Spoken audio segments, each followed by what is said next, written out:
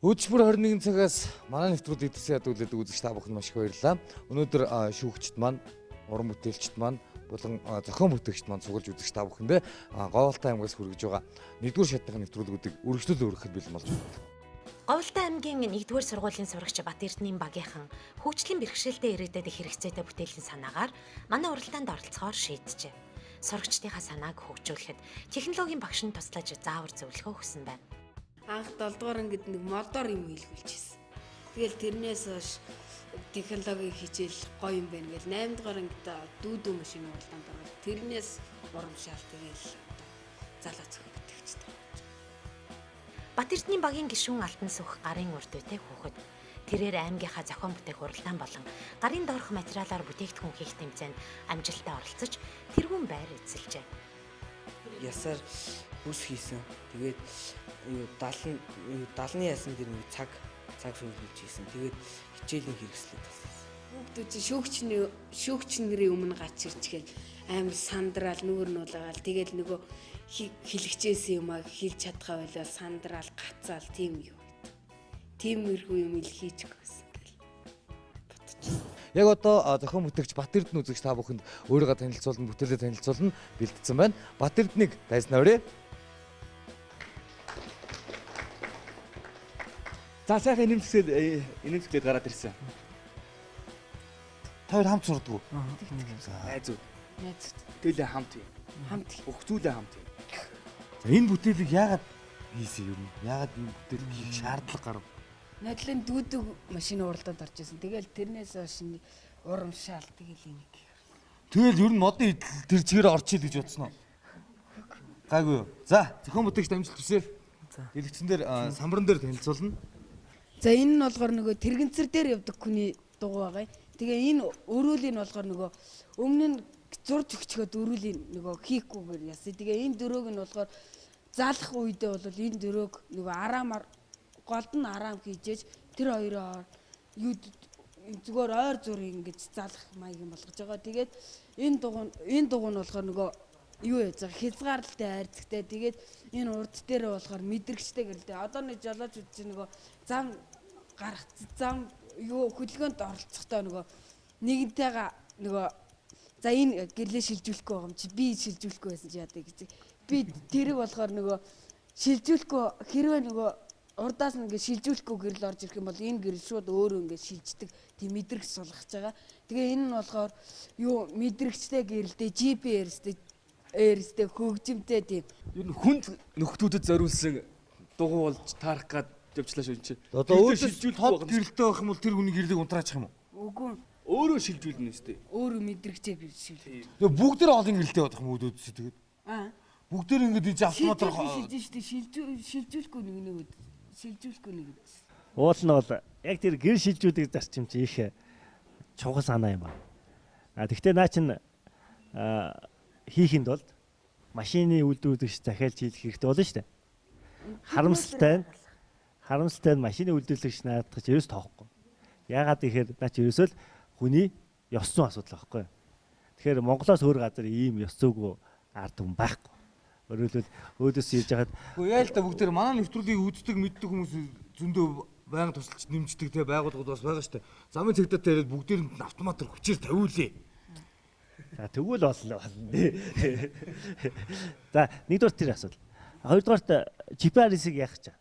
Юунд хэрэглэх гэж байгаа? GPS-ийг болохоор нөгөө манай хөдөлмөрийн багш болохоор энэ GPS-ийг өөрчлөөд одоо донслогоо тэгээ 5 метрийн цаанаас ингээл донслогоо ирэх тэрийг анхааруулдаг тийм юу хийж дохио хийж болно гэж. GPS гэж юу гэдгийг мэдэж байна шин. Мэдж байгаа нөгөө хазгаа юу газрын нөгөө юу. GPS дандурч юу? GPS өөр. GPS нь зөвхөн дата дамжуулахад зориулж байгаа GPS нь. Global position тэрийг л GPS юм уу? GPS-ийг л андуурсан. GPS гэх юм бол яг байрш тодорхойлж байгаа. GPS. Тахир дотооны тэрэгэнцэр юм уу? Яг ямар зориулттай? Тэрэгэнцэр гэдэг нь чи зүгээр машин хэлээд байна. Тэрэгэнцэр дээр явдаг хүн. Хөгжлийн бэрхшээлтэй юм тийм үү? Ахт нэг ийм машин зуулгадаг ийм таблет 5-6 янзаар байгаа. Тэн дээр яг чиний энэ хэрэглээний юмнууд байдаг шүү. Чи тэгтэр бас их сайн хөвтэй. Ягаад гэвэл одоо тэр хоёр машин хоорондоо ярилцаад одоо гэрлээ шилжүүлдэг байж бол хин ч үнд санаагүй шүү дээ. Тэ өөрөө автоматар. Тэгвэл одоо сүүлийн машинууд чи яаж байгаа шүү дээ. Ойртод ирээд мөрөхөөр бол шууд автоматар яг машин мөрөхөөс өмнө нөгөө юунуудээ торуулсан системүүд ажиллуулж байгаа. Тэгээд бүх хамгаалтын системүүд ажилладаг тийм туршаад эхэлсэн шүү дээ. Тэгэхээр чи манай энд яг мэдээлэл солилцдог тий. мэдээлэл солилцсон, уграхад бас мэдээлэл солилцсон. Тэгэхээр болохгүй биш болно. Тэгтээ жоохон тэрэгцтэй хүн ингээд явж байгаад машиныг ирэл ингээд урдаас ингээд байвал өдөртөн нэгдэг бас жоохон тийм авцалтай юм шиг байна. Ингээд жийдэг дугуй шүү дээ. Тэгээд наа чин дугуй шүү дээ. Дугуй бол машин зам дээр явах ёсгүй. Ялангуяа хөгжлийн бэрхшээлтэй хүний дугуй бол бүр явах ёсгүй наа чин. Тэгэхээр тэгээ шүн шүү. Тэгэхээр гайхаад ш таах. Энд наад хэрэглээ чи ерөөсөө нэг л биш л болоод байна да. Хэлж байгаа санаануудыг автомашин давж иргэлгүй. Явгууны юм уу одоо дахирдтын тэрэгдэр дээр байх уу гэдэг сайн уу тий. Тэр санаа. Тэгээ тэр миний дүү тэр бактери юу гэнэ батарей их ч юм уу юу гэсэн юм бол Батарейн хийгч ба нөгөө хүний хүлийн хязгаарлалтын хайцаг. Бактеритэй л битсэн байна да гэхдээ. бактери. Бактериэр жийлэг үлэх гэж байгаа бол бас нэг ондоо санаа шүү.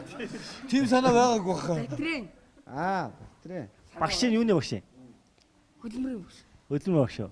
За цахилгааны мэдлэг хэрэг бол цахилгаан электроникийн мэдлэг хэрэг бол тоо.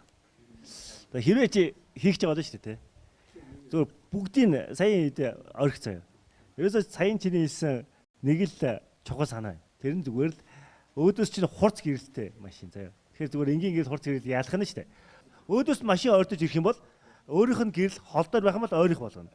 Тэрийг чиний хэлдгээр хийчих юм бол замын цагдаад хэлж байгаад бүх машин заавал суулгах хэрэгтэй гэд тавиулж болтно. Тэгээ бид нар бүр болохгүй бол өөрсдийн мэдлийн машинуудад, телевизийн машинуудад энэ хүмүүсийн хувийн машинуудад тавиад өгч болно шүү нэрээ. Тий. Зүгээр чиний гарсан чухал санаа чинь л тэр. Түүнээс бос нь бол энэ хэд хийцэн байна заа. Тэгэхээр бүтээлээс чи нэг хэсгийг аваад үнэхээр шин санаа байна. Гарч ирж байгаа гүмэн гэдгээр авлаа штэ. Тэрг бол одоо бодох ч асуудал болсон те. Хамгийн гол нь Энэ дугуй бол бодох аргагүй нөгөө мэдрэгчтэй гэрлээл гэсэн үг юм байна Тий. Тэгээд наа чи машин юм судлах нь шүү дээ. Гэрлийнхаа хоол ойр дээр байгааг мэдэх нь машиныхаа. Гэрэл нь хоол дээр тавьсан мөн ойр дээр тавьсан мөн гэд мэдэх нь шүү дээ. Дараад нь гэрлээ өөрөө солих нь байна. Тэр систем чи өөрөө автомат солих гэдэг шүү дээ. Тэгэхээр наа чи нэлээд нарийн юм хийх гээд байгаа байхгүй. Тэгэхээр энэ мэдрэгчтэй гэрлийг л хөгжүүлэх юм байна тий. тэрийг хөгжүүлээд тэр хийх юм бол ойлгосон байна. 2 дугаар шатнд шууд ороод ир заяа. Шууд ороод. За тэр бол унсан гэхдээ та бүхэнд болцол тавилаа шүү дээ. Гэрдээ хийж чадах юм бол 2 дугаар шатнд бид нар та нарыг Тэгээ энэ юу ч юм бол унтсан хийчихвэл шууд 2 дугаар шатнд ороод ир заяа. Шууд 2 дугаар шатнд оруулъя. За болцолтол орлоо доо. За Амжилтсан.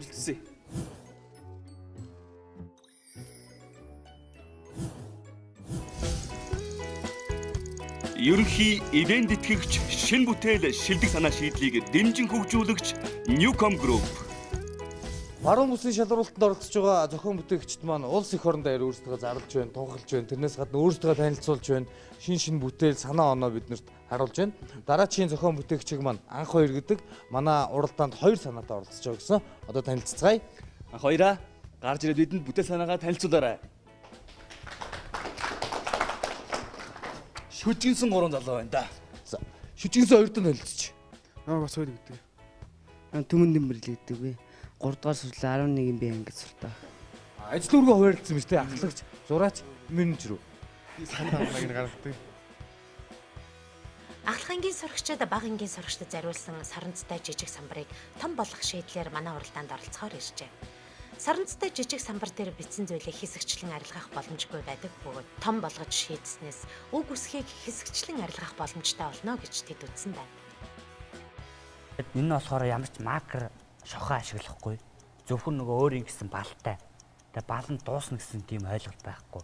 Зөвхөн соронзны тусламжтайгаар бичигдэж байгаа болохоор тэгээ самбар нь дээшээ доошоогоо гүйдэг тохиргоо хийчих болдог самбар л та ингэ. Энэ дээр одоо эндээс шилжүүл энэ дээр ч юм уу, эндээс нь шилжүүл энэ дээр ч юм уу гэдэг. Тэр яг тэр нэг жижиг хүүхдийн самбар яаж хийгдсэн бэ? Тэр юугаар нь хийсэн. Яг тэрүүгээр хийн. Тэр чи самбар гэсэн үг. тэр самбарыг чи задлж үзсэн үү? Үдсэн нэг Юу вэ? дотор нэг цагаал юм байлээ. Тэрнээс сайн асуух. Цагаан юм аа. Асраг соронзны үүрэн хэрэг болно доо. Тийм л шүү лээ. Сайн лавлаа асуугаагүй л тийм. Асуугаа. Энэ болохоор юм бичгээ нэг бүгдийг арилгачдээ шүү дээ. Жижиг хүүхдэр ингэ бичээ. Энэ болохоор бид хэд болохоор нэг шууд ингэ юм бичээд үг үсгээ арилгадаг. Багш нар сурч байхдаа нэг үгээ алдаж бичих ч юм уу. Тэгэхэд нэг бүгдийг арилгах шаардлага гарч дээ. Тэгэхээр зөвхөн урдлаас нь үсгийг ингээл арилгах. Самбар шүү дээ. Жохоо хүүхдийн самбар чи яг зүгээр хэмжээ жижиггүй учраас нөө арилгаж байгаа соронзон том учраас хажуудлан болоо арилгачаад байгаа шүү дээ. Түүнээс үүш тэрийг томсгоод ингээд нэвтрэл багтаа бол ялгаа авахгүй яг тэр хэсэг нь л ярьж шүү. Манай уралдаанд ийм соронзон самур гэж орж иржсэн шиг санаж байна. Тэгээд яагаад томорж болдгоо гэдгийг би сандгүй. Яагаад томорж болдгоо вэ гэсэн тэр болохоор дотор нь соронзны үүрмэг байдаг. Томруулах тусмаа тэр арилгах хэцүү болдог. Дотор нь одоо зүгүүний үүр шиг ийм жижиг сэтгүүд дотор соронзны үүрмгүүд байдаг тархсан. Тийм их соронзны үүрмэг Монголд байхгүй ч ямар ч байсан болохгүй. Тэгээд соронз нүдэх, өрүүлэх хэцүү болж таарад. За тэгээд наа чинь ийм том болоод тэр үн хүртэг гэдэг чинь бүр тайлын. Амар хүнд болох байхаа. Тий. Тэгэхээр наа чи бол ерөөсөө нэг тийм зохимжтой шийдлээс арахгүй байна. Дээрээс нь шүү дээ тэр соронзыг таар бараг л ингээд үсгний үг үтж байгаа л нэг үсгээр нь арилгах гэдэг байна та. Тийм нарийншлалтай арилгаж чадахгүй. Сүүлд бол тусаа самбарч авах байсан шүү дээ. Зүгээр шилэн дээр биччихдэг болсон шүү дээ. Самбарч бол зүгээр зузаан шил байгаад хатаасан шилийг артлын жоохон цагаанаар өнгө оруулаад тавьчихдаг болсон шүү дээ. Тэг 56% дугаартай Ганбаярын багийнхны самбарын шийдлийн санаа оновчгүй, үр ашиггүй шийдэл байсан учраас энхүү дэмжигдсэнгүй. Ингээд тэд гэр хорооллын иргэдэг байнгын халуун устай байлгах дараагийн санаагаа танилцууллаа. Энэ дугаар тойл болохоор гэрийн шал сав байгаа усны сав. Тэгээ эндээс ингээ хоолоо яваад ингээ зуухлаа ороод ингээ гараад гоожтой холбогдож байгаа. Энэ хоолоо энэ савтай холбогдож байгаа. Тэгээ энэ савнд канат байгаа. Тэгээ канатын нэгт нь ус ингэж яваад ийш шууд гоожтой холбогдож байгаа ус яваад давхар хоолцоо хийж яхад давхар усаа халаагаад бас юмаа угаах боломжтой. Өглөө хүмүүс босоод ингээ хүүт усаа гараа угаал тэгээ даас чичирэл ингээ усандаа шанагын усыг галдаа халаагаад гараа угаад тэрийг бас хөнгөвчлөөд ингээ шууд усаа тавьчихад галаа түлээд тэгээд гал түлхэд босчод тодорхой хэмжээ халаад ингээ гоожуулга очино. Одоо хүүтэн ус ороод гарахтаа халуун ус уулж гарах гэдэг нь шүү дээ. Тий. Тэр халаагуур чинь яаж ажиллана гэж бодоод байна? 100 дотор гал түлхэд 100-аар оруулах гэдэг юм уу? 100 дотороо юу халааш нь мэдээж. Чи одоо 11 дээр юм шүү дээ, тий. Одоо энэ 100 чи одоо хэр доор бах уу, хэр дээр бах уу? Жишээ нь одоо чи одоо тийшээ усыг явуулахын тулд хэр өндөр байлгах хэрэгтэй юм. Чи эргүүлээ тэр халсан усаар угаахын тулд одоо гоожур чи одоо 100-наас хэр өндөр байх юм, нам байж болох уу, болохгүй юу гэдэг тал дээр бол ямархан мэдлэгтэй. Тэр талаараа чи нэг жоохон яриач тийм ээ. Жишээ нь одоо оруулах хоолой, гарах хоолойны диаметр ямар байж ээж одоо усыг сэлэх боломжтой байдیں۔ Хоол нь шалан доогоор явж байгаа л да. Тэгээ шалан доогоор яваад чиний ярьж байгаагаар бол чи одоо хамгийн гол нь шингэн төлөв одоо бүх төвшөндөө нардаг энэ хууль ба шүү. Тэрүүгээр бол наад гоожуурны чинь банкн дээр байгаа шүү. Харин тэр гоожуурлуу усаар хус гоожуурнд байжсэн ус чинь 100 төлөв пятан руу ч яваад орчих юм шүү. Тэр пятантай ус мэдээж газар дээр байгаа байл маа. Ноцоос тавьчих болно шүү дээ. За бол тэгээд ноцоос нь хаана вэ? Тий. Ноцоос мартчих. Их халсан үед яах вэ? Ус хэрэглээгүй үед энэ шугамд ч байгаа. Ус яах вэ гэдэг асуудал байгаа байхгүй юу? Магадгүй шүү дээ. Хоолндоо эргэлэх ёстой гэдэг 40 бетонт ус тэнд байгаад байсан чинь ноцоосоор жишээ шахдаг гэж бодъё л та. Хэд талаас нь ч магадгүй 40 бетонт усаа халаагаад эхлүүл яах вэ? Канат бол хаач. Канат хаачаар л дулаан дамжгаа үлждэг юм байна тий. За тэгээ физикийн хичээлээ дахиад сайн үз. Физикийн мэдлэгийг нэлээд гүнзгийрүүлээд энийгээ дахиад жоохон бацаа.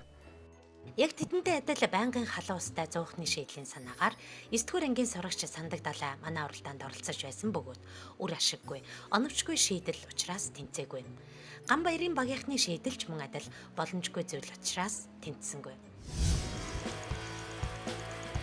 Ерөнхий ивент итгэгч шин бүтээл шилдэг санаа шийдлийг дэмжин хөгжүүлэгч Newcom Group. Бүтээгч залуусыг дэмжигч үндэсний шийддэг үйлдвэрлэгч Монгол Базальт компани. Залуу зохион бүтээгчдийн аяллаа хөтөж New Жуулчин тур компани. Шинийг мэдхийг хүссэн эрмэлзэлтэй зам бас хийж бүтээх хүсэлтэй залуучууд залуу зохион бүтээгч нэвтрүүлэгт оролцсоор байна. Бид баруун бүсийн шалгаруулалтыг Говь Алтай аймаг дээрээс та бүхэндээ хүргэж байгаа юм. Одоо бид дараачихаа зохион бүтээгчийг танилцуулахад бэлэн болж байна. Дараагийн зохион бүтээгч маань Говь Алтай аймгийн 3 дугаар сургуулийн 11-р ангийн сурагч Балжин Угтан Авцай бүгд хамтдаа сайхан шижигсэн задаас гараад ирчихнэ. Багийн гişid өөрсдөө танилцуулна уу? 3 дугаар сургуулийн 11-р би ангийн сурагч Бат. 3 дугаар сургуулийн 11-р би ангийн сурагч Авхбаатар. За Балжин хоёр бүтээл санаагаар оролцож байгаа. Нэг нь бол ухаалаг хогийн сав. Нөгөөх нь Ус цэвэршүүлэгч. Ус цэвэршүүлэгч. Альнаас эхлэх гэж байгаа вэ? Ус цэвэршүүлэгчээс эхэллээ. Одоо манай Говьалтай аймгийн усны амар хатуулаг. Ихтэй бас тэгээд ууж хэрэглэхэд бас нэг тийм тохиромжгүй байдаг учраас тийм ус цэвэршүүлэгчийг савандаа хэрэглэе гэсэн санааг гаргасан. Тэгээд энэ ус цэвэршүүлэгч бас дээр нөгөө энэ цэвэршүүлэгчтэй учраас Орсын ус бас энэ ханандаа тэгж бас бохирдлыг үлдээгээд байхгүй. Юу явах учраас бас дээр нь ус цэвэршүүлэгч тэгээд карантин дээр бас нэг ус цэвэршүүлэгч хийсэн байгаа. Савныхын доотл суурьтай бас өөрийн боломжийн усаа бас авчаар тийм өндөрт байрлуулах тохиромжтой тийм бас суур хийж өгөхийг бас байгаа. Гол одоо юу гэдэг бүрэлдэхүүн хэсэг шүүлтүүрүүд юм шүү дээ. Тэгэхээр тэр шүүлтүүрүүд нь яг яаж ажиллах юм, хатуулгыг яаж зөвлөрүүлдэг гэх мэтлэнгээр тийм тайлбарууд хийх үү? Шүүлтүүрэн дотор бас нөгөө одоо усыг яаж цэвэршүүлэх гээд бас нөгөө тийм бодисууд бас хийж өгч байгаа. Тэргээрээ болохоор бас энэ усыг бас дээдлийнхэн шүүлтүүр шүүж байгаа. Доотлийнх нь бас адилхан л хоёул бараг адилхан л шүүнэлтэй. Гэтэ тэгээд одоо дээдлийнх нь гэхэд одоо шууд ус ихэд хан дээр бохирдол одоо үлдээгээд байхгүй гэж бас дээдлийн шүүлтүүр хийсэн. Говьалтад усны нөлөө орж ирэх байх гэсэн харин энэ баг анхныхын цэвэршүүлэгч байх шиг байна. Тэгтээ ус цэвэршүүлнэ гэдэгт одоо ч нэг шүүлтүү маягийн тавих гэдэг шүү дээ тийм үү? Шүүлтүү. Шүүлтүү их хвшлэн нүүрсэн шүүлтүүрүүд л хэрэгжилж байгаа л да. Тэгээд шүүлтүүр чинь юу юм бэ гэдэг асуулт байгаа. Хэрвээ байдаг шүүлтүүрээс өөр шүүлтүүрийн санаа гаргах гэдэг бол тэр чинь шинэ зүйл. Шүүлтүүр яг савн дотор юу гэдэг шүүлтүүр бий. Гэхдээ тэр яадаг вэ шүү дээ. Саваа усаа хийлээ. Шүүлтүүр чинь тэр шүүлтүүрийн дотор тийм хурдан зүгээр урсаад өнгөрдөг юм бол биш шүү дээ. Тийм. Тэгэхээр нөгөө шүүлтүүр ингээд маш өргөн гэвэл юу самныхын авсар тогтоогоо жоох өргөн хийн штэ. Тэгэхээр ус нь маш хурдан орох бол гэж. Хурдан яаж болох вэ? Тэр чинь угаасаа тэр чинь маш удаа үзэж шүүгдэж доош орж байгаа штэ. Ус чинь өөрөө. Тэгжээ шүүгдэж байгаа байхгүй. Түүнээс штэ. Миний бодлоор ингэж байгаа хүн эрүүл мэндэд өөрөө л анхаарна үгээс хүн хурдан удаа ус авахаас хамаарахгүй штэ. Тийм учраас хүн эрүүл мэндийг хамгаалахын тулд тэгээд чи наа чи өөрөө. Чи одоо хараа ус зөөдөг савндаа зүгээр ус хадгалдаг савндаа хийж тавих гэдэг штэ тийм үү? За тий. Тэгээ ер нь бол юм ба. Манай нөгөө өнгөрсөн жилийн тэмцээнээс хойш их мундаг үг гарч ирээд манай баг брэнд үг болчиход байгаа штэ. Зохион бүтээгчид таамаглдгүй тооцоолдог. Тэгэхээр та нар юу ямар ч тооцоол хийгээгүй штэ. Усыг яг яаж шүвдэг юм бол шүлдүр нь юу үйд юм бол тийм ээ? Энэ шүлдүр бол тэр юм 5 шаттай байх штэ. 5 шат шүлдүртэй. Тийм учраас 5 шат нь нөгөө хамгийн дээдлийн шаттай байдаг гэдэг штэ. Хамгийн хурдан шүдэг. Энэ тэгээд чинь хэрвээ сайн зохион бүтээгч болох гэж байгаа бол та нар юмны их сонирхоод зарчмын нэг өөр судлах хэрэгтэй байхгүй. Ингээд одоо энэ дээр бол ингээд шүүлтүүрийн зураг мургууд ингээд зөндөө байж байгаа. Айгаа гоё тайлбарлаа бичсэн байгаа. Одоо шилбэл энэ ингээд ийм 5 фильтртэй ийм шүүлтүүрүүдийн оронд энд саяхан нэг зохион бүтээгч бодвол одоо та нарын насны хүүхдүүд яагаа байлгүй дээ. Ганцхан шүүлтүүр тавьсан байна. Энэ дээр ингээд энэ саяны нөгөө миний үзүүлээд 5 ганцхан. Магадгүй та нар энэ дотор ямар бодис байгааг энэ дээрс ингээд унш. Би сая энэ дээрс шинээр гарсаад тийм синтетик бодисыг нийлэгжүүлээд фильтр хийчихсэн байна. Интернет дээр ийм их мэдээлэл байгаа учраас харахгүй ингэж орж юус болохгүй. Одоо наад хоёр хүн ч юм бол зэвсгийн эрдэм сайжруулна гэж юм яриад байгаа шүү дээ. Тэрний та нар эрдэмээ сайжруулах хэрэгтэй мэт үү? За. Ахлахангийн сурагчид байж юмд бол суурьгүй, судалгаагүй хандаж болохгүй гэж залуу зохион бүтээгчид маань цаашаад анзаарах үзье. Балжин нэмийн багийнхны дараагийн санаа мэдрэгчтэй хогийн савны шийдэл. Тэдний энэ шийдэл санаа хэр оновчтой, хэрэглээтэй зүйл болохыг үздэгэй. Хог хаях гэж байгаа хүн хонхыг дарж хогийн машиныг доотно. Хогийн машин нөгөө өгсөн замаа даган ирж хогийг өөрөө ирж автоматар авна. Хүн хогийн савндаа шийдэг бол хогийн сав хогийг ирж авна. Даваа тал нөх юм бол энэ хүний хөдөлмөрийг хөнгөвчилж өгж байгаа. Хүнд их цаг олгож өгж байгаа. Яг хогныхаа тэнд ирээд хогны урталт гараад нэг шүүр ажиллана. Шүүр нь хогийг шүүрдээд тэр автгай дээгүүр голгоолж яваад ирмэн дээр авчирч өгөхөд ирмээ өөд нь хогийг авч яваад хогийн савнд хийнэ. Ирмэн рүү оруулж байгаа яг энэ ирмэг хэсгээр шүүрийг зогсоох нэг канап байгаамаа. Ийм л юм болсон юм да. Төгөлдөр чамд асуух асуулт байна уу? Хогийн савыг залуу зохион бүтээгч нэвтрүүлэг нэлээд хөгжсөн энэ сэдвийг барал бид нар дуусгасан гэж бодож байгаа. Гол тайлбаруудыг үндсэн шүүгчдэр хийх баха. Надад бол асуулт байхгүй. Дуусгасан гэж бодсон чи дуусаагүй байсан шүү дээ. Бид нар машин хогийн савнд хогоо ирж авахыг тооцоог хэлсэн байна л. Гэхдээ наа чи ийм юм. Ерөөсөө ийм юм ер нь хийж болохгүй. Хогоо зүгээр энд хайчаад ирж ав гэж ерөөсөө тийм сэтгэхүй суулгаж болохгүй. Ийм машиныг хийж болохгүй байхгүй. Энэ ерөөсөө болохгүй зүйл заяа. зураг мөрч юм бол түүхий хаанаасаа яаж ажиллахын бас нэг энерги их усүртэй батарейтай юм уу цахилгаан дэжлэмжэлтэй байх хэрэгтэй баг тий. Тэгэхээр арай одоо наад өөрийнхөө мэдээд байгаа юмыг арай өөр юм зориулсан дэрх. Арай өөр юм зохион бүтээх. За ингээд шүүгчдийн гэрэл лан.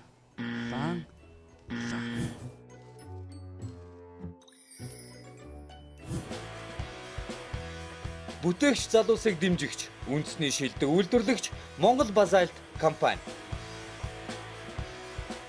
За дараагийн оролцогч бидний хайртай дуртай маш ихээр ярилцдаг, ярилцаад дууссан тэрл сэдвэр бидэнд өөрийнхөө санаа бүтээлийг авчирсан байна. Хамгийн гайхамшигтай нь энэ чиний хайртай дуртай сэдвийг эмхтэй хөх зохиосон байгаа байхгүй. Сүрэн орлыг тайлснаа өрөө. Сүрэн орлоо гараад ирээрээ. Сүрэн орл багийнхаа гишүүдтэй ирсэн байна. Багийнхаа гишүүдийг танилцуулаач. Манай багийн гишүүн Зоригтын Солон. Банзарчийн мэдэг байна. За. Энэ бол айраг бүлэгч. Айраг бүлэгчийг сонирхдаг, хийдэг, айраг уудаг залуучууд зөнд байгаа. Одоо нэг айраг бүлж жагаад тодорхой хугацаанд нэг амрааж жагаад эргэж бүлэх тийм зорилтоор. Айраг бүлэгч байна гэсэн. Айраг бүлэгч биш үү? Мөн шүү дээ, айраг бүлэгч. Манай бүтээлийн нэр нь болохоор айраг бүлэгч байгаа. Энэ нь болохоор өмнө орж исэн дээр юугээрээ онцлог даваа талтай юм бэ гэхээр 4 үйлдэлтэй 6 тохируулагчтай хагас автомат. Тэгээд мөн уламжлал аргаа алдахгүй тулд энийхэн голд болохоор нөгөө хөхүүрний буюу нөгөө экологийн цэвэр бүтээгдэхүүн буюу арьсаар бүрж өгнө. Тэгээ энэ болохоор синстэй, энэ синс нь болохоор баруун зүүн гэсэн хоёр үйлдэлхийн энэ бүлүүр нь болохоор өндгөн толгоор нудраган голыг ашиглан эргэлдэж ингэж бүлэн. Тийм учраас хоёр тал болон энэ синсэндээ хүрэхгүй тулд энд болохоор хязгаарлагч хийж өгсөн байгаа өндгөн толгоорынх нь. Тэгээд энэ автомат удирдлагатай энэ нь болохоор одоо тухайн хэрэглэгч зөвхөн одоо синсээ баруун зүүн тийш эргүүлэхээ энэ дээр тохируулаад одоо дээшээ доошоо энэ бүлүүр маань ингэж бүлэгдэж байхад одоо зөвхөн синс нь баруун тийшээ ч юм уу. Тэгээд угаалгын машин шиг нөгөө 5 минутаар ингэж зүүн тийш нэргээл баруун тийш нэрэх жишээтэй. Тэгээд энэ болохоор карантайгаа энэ карантаараа болохоор айраг авах зорилттой. Карант бөглөхгүй. Яагаад гэх юм бол энэ нөгөө эдэлт гэдэг юм байхгүй. Тэгээд энэ айраг нь болохоор нөгөө агаартай холилдчихэж маш сайн эсэлт өгдөг учраас энэ дээр нь болохоор юм агаарыг оруулах юм нөх гэж өгсөн байгаа. Энэ болохоор 3 дугуйтай. Энэ дугуй нь болохоор ингэж байрлалыг нь өөрчлөх зорилттой байгаа. Тэгээд дугуйгаа болохоор ингээд өсчний санал нөгөө дээшээ доошоо ингэж явдаг. Яг тэрүүн шиг тийм бас тохируулагч хийж өгөх байгаа. Тэгээ энэ болохоор 12 байлт болон 220-оор ажиллах бүрэн боломжтой. 12-оор яаж яхад нөгөө нарны энергиэр одоо нөгөө аккумулятор нь болохоор бас тэнэглэгдэж явах хэрэгтэй. Тэгээд бас нөгөө тослогийн мэдрэгчид тэрүүгээр болохоор нөгөө удирдлагын дээр тослогийн хэмжээ нь гарч ирнэ нөгөө хэдэн хувьтай байна уу гэдэг нь гарч ирнэ. Тэргээр тослогийнхоо хэмжээг хараад юу ач боломж тодорхойлох боломжтой байгаа. Тий. Яа, маш сайн тайлбарлаа тийм ээ. Гайхамшигтай. Чи сансрын үлгөө болио. Онгоцны нөө нэг нисгчийн бүхээгд ороод ингээ ойлгохгүй олон гоноо бидсэн заалтмал. Би бол энийг хэрэглэж чадахгүй маань амар олон заалтмалт. Хүүхс толгой өргөлөх. Та нар дотор нь төөрж гин гайгүй юу? Гайгүй. Зааврын бүхэлдүүдийн зузаан ном хийх хэрэгтэй байхгүй. Тэгэл эхлээл номоо эргүүлээд уншаал, сайн уншиж байгаа л тэгэл нэг л өвөл болчих шүү дээ. Өвөл болчих. Уншаад дууссан чинь нөгөө яригдах үе өнгөрч шүү дээ. За.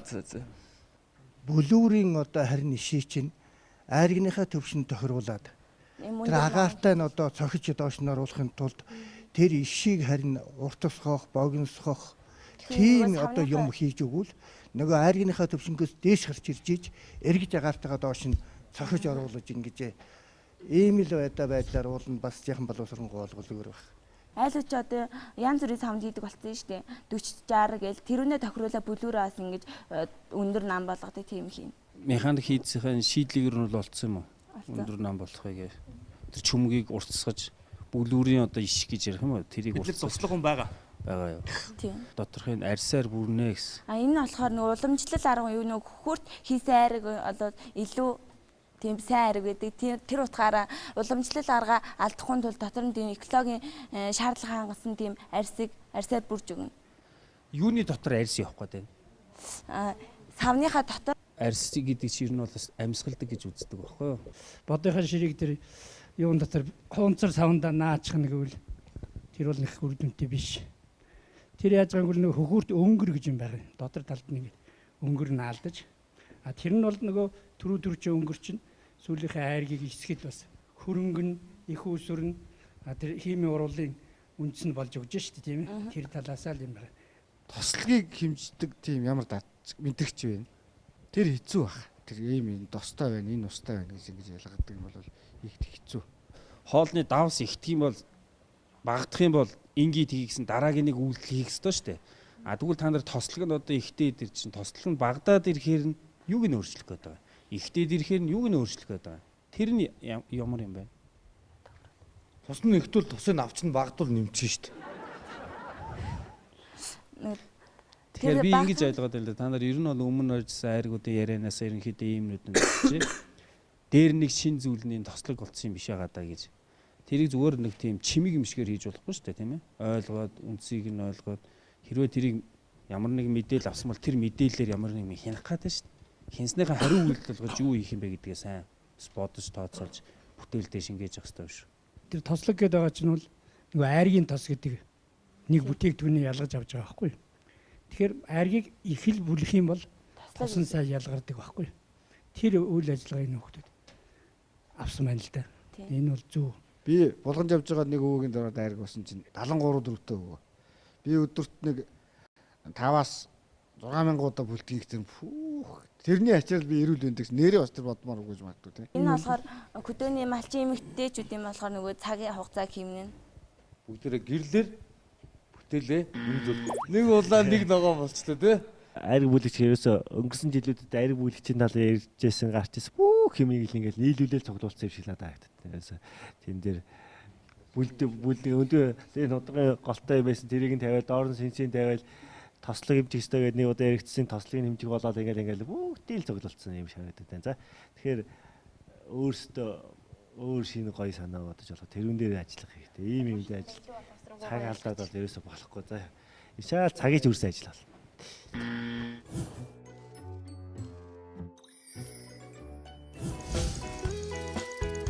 Ерөнхий ивент тэтгэгч, шин бүтээл, шилдэг санаа шийдлийг дэмжин хөгжүүлэгч Newcom Group